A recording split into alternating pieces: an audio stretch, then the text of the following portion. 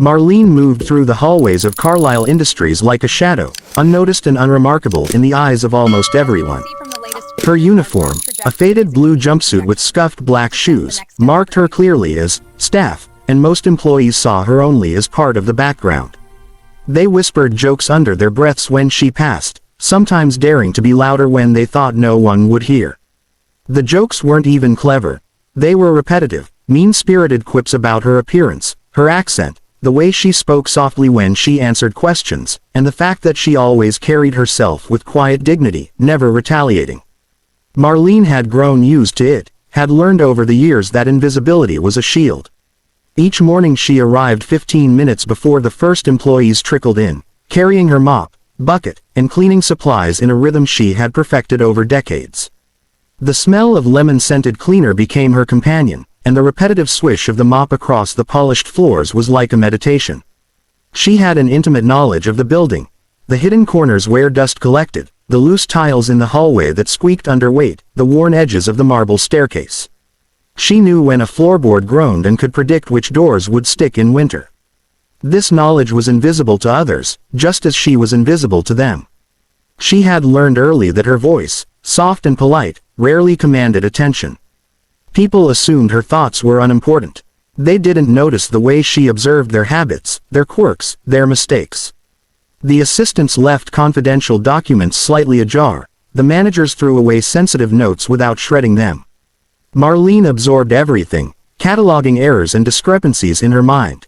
To the employees, she was merely sweeping floors. To Marlene, she was cataloging every thread of information, stitching together a tapestry of the company's true state, a tapestry that no one else had bothered to notice. Her colleagues often joked openly. One day, an intern called out as she passed, "Hey, Marlene, make sure you don't clean the CEO's office too well. He might not recognize his own floor." A few nearby laughed. Marlene had smiled politely and nodded, her lips curving ever so slightly, but inside, a flicker of amusement sparked. She had seen the CEO more times than she could count, had walked past him during tantrums and loud proclamations, had seen the pride he took in his expensive desk, his designer suit, his polished shoes. The irony was not lost on her. He had built a kingdom on appearances, and she cleaned the kingdom while quietly understanding its weaknesses. The break room was a favorite spot for her to pause for a moment of quiet. She liked to sit with a cup of lukewarm coffee, stirring slowly, watching the employees gather in tight circles to gossip. She overheard every conversation without seeming intrusive. She heard about deadlines, conflicts, secret alliances, and betrayals. She heard the whispered complaints about the CEO's decisions, though no one dared voice them openly in his presence. Marlene noticed who feared him, who flattered him, and who pretended to understand things they didn't. All of this she stored in her mind like precious little jewels. She took a special interest in the company's patterns, the way meetings unfolded, the way certain managers misfiled documents, the small discrepancies in reports. She noticed when the cleaning supply cabinet was tampered with, when files went missing, when the security cameras caught odd movements. Every day, she watched the building breathe, and every day, she learned more about the people inside it. She knew the pulse of Carlisle Industries more intimately than anyone who wore a suit or carried a title. Despite the jokes, despite the mockery, she never showed frustration. Anger would have been a weakness. She understood the power of patience. Every scornful look and every whisper of derision was absorbed, filed away, and converted into something stronger: awareness. Awareness gave her a quiet satisfaction, a sense of control that no amount of laughter or ridicule could touch. She had her own strategy, her own timeline, and in her mind, the day would come when all the laughter and mockery would mean nothing because the truth would emerge, and she would be at the center, not as a shadow, but as the one who had seen everything that mattered. Even as she mopped the floors of the CEO's office late in the evening, when the light fell just right and the polished surfaces gleamed under the fluorescent lights, Marlene allowed herself a tiny, almost imperceptible smile. For years, she had been underestimated. For years, she had been invisible. But she had never stopped noticing, never stopped learning, never stopped preparing. And one day, everyone who had laughed at her would be forced to see her, not as a cleaning lady, but as the one who had known everything all along. The office hummed with tension that Friday afternoon, a subtle vibration that Marlene could feel even from the periphery. Employees scurried past her, clutching papers and murmuring urgent phrases that didn't quite reach coherent sentences. The fluorescent lights reflected off the polished floors, the same floors she had spent decades maintaining, and for a moment, she allowed herself to notice the irony. The people who hurried past were blind to the very foundation she cared for, both literally and figuratively. Marlene was finishing her rounds near the executive suites when she overheard voices behind a closed door, voices she wasn't supposed to hear. The CEO was speaking, his tone smug and condescending, as if every word he said was a test of someone else's intelligence. And if we push this merger through, there's no way the board can question it. They're too scared of the fallout, he said, chuckling at his own audacity. A manager responded, nervous but complicit, yes, sir, the projections are favorable, though some departments will take a hit. Marlene's ears pricked. Take a hit was a euphemism she had heard before, one that often meant people would lose their jobs, families would struggle, and reputations would be ruined. She leaned slightly closer, careful not to be seen, and heard the CEO's next words, which made her blood run cold. I don't care about anyone. As long as the board's numbers look good, that's all that matters. The employees, they'll adapt or leave. There was laughter from the manager, a weak echo of nervous compliance. Marlene's hands clenched around the mop handle, her mind racing. This wasn't just arrogance, this was recklessness. The company's future, and the lives of hundreds, was hanging in the balance because of one man's self-importance. Her eyes flicked toward the office doors, noting the subtle security features, the cameras, the sign-in logs that tracked every movement. She had always noticed these details, cataloging them mentally. Over the years, she had learned the rhythm of the building, the predictable patterns of both the executives and the staff. Every time someone thought they were alone, every conversation thought private, Marlene had been listening. But now, this particular information was urgent. It wasn't just idle gossip or an annoying remark, this was a blueprint of corporate disaster.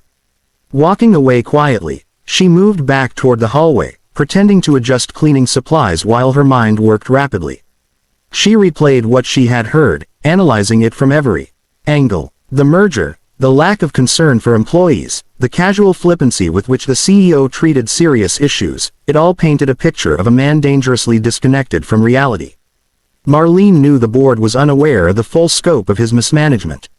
They relied on reports filtered through layers of bureaucracy, trusting numbers without questioning the practices behind them. She, on the other hand, had seen everything firsthand. The careless mistakes, the misfiled documents, the security oversights, and the attitudes that would eventually trigger a collapse if left unchecked. She paused at the stairwell, her hand on the railing, and let herself consider the weight of what she was about to do. No one saw her as a threat. No one expected her to act. That invisibility, which had been a curse for so many years, was now her greatest advantage. With a few strategic moves, she could make the truth undeniable. The CEO had underestimated her. Not just her presence, but her knowledge, her persistence, her intelligence. She smiled faintly, feeling a surge of quiet satisfaction. The moment for action was nearing, and she was prepared. Back in the main hallway, she subtly observed the employees rushing past, their eyes fixed on deadlines and agendas, oblivious to the storm brewing under their noses. The company seemed like a living organism, each person a cell, each corridor a vein, and she had the understanding of the entire system. Even small actions, the opening of a cabinet, the deletion of an email, the movement of a file, were significant to her. Every detail mattered, and now, those details had coalesced into a single, undeniable truth. The CEO was endangering the company, the employees, and everyone who trusted Carlyle Industries to act responsibly. Marlene's footsteps were quiet as she approached the elevator that would take her to the boardroom. She glanced around, making sure no one was watching, though she knew most employees didn't even notice her presence. The irony wasn't lost on her. The very invisibility they mocked was about to become her weapon. No one would suspect her. No one would expect the sudden shift of power that her knowledge and timing would bring. As the elevator doors closed, she took a deep breath, centering herself. The boardroom awaited, a place where deals were made and futures decided, a place where her voice had never been heard. But today, everything would change. Today, the cleaning lady who had spent years unnoticed would step into the center of the storm, armed not with a title, but with truth, evidence, and the precision that only decades of careful observation could provide. The boardroom was silent when Marlene entered, the kind of silence that demanded attention without asking for it. The long mahogany table gleamed under the overhead lights, surrounded by executives whose expressions carried a mixture of impatience and self-importance. At the head of the table sat the CEO, leaning back in his chair, fingers steepled as if he already knew the outcome of every discussion. He barely looked at her at first, assuming she was just another staff member delivering a message or cleaning up after them. That assumption was about to unravel. Marlene's steps were deliberate, her hands holding a thick folder filled with meticulously gathered evidence. Her years of observation, her quiet study of the company's systems, policies, and missteps had all led to this moment. She placed the folder on the table with a soft but deliberate thud, the sound echoing through the room like a herald of what was to come. Heads turned slowly, eyes widening in disbelief. The CEO's confident smirk faltered as he recognized the gravity in her posture and the way the executives around him were reacting. "I believe there has been a series of severe mismanagement decisions," Marlene began, her voice calm, measured, and unshakable. "Decisions that not only violate company policy but also endanger the financial stability of Carlyle Industries and the well-being of its employees." She didn't pause to gauge reactions, she had already anticipated them. Her tone carried authority not because of a title or position, but because it was underpinned by undeniable truth. The CEO leaned forward, attempting to mask surprise with irritation. "Excuse me, Marlene," he said, his voice sharp, "I'm not sure what you'll want to listen," she interrupted, her eyes locking with his. "This folder contains evidence of mismanagement, fraudulent reporting, and reckless decisions. It includes emails, financial records, and documented observations of systemic failures that you and some members of this board have ignored. Every detail is verifiable, time-stamped, and cross-referenced."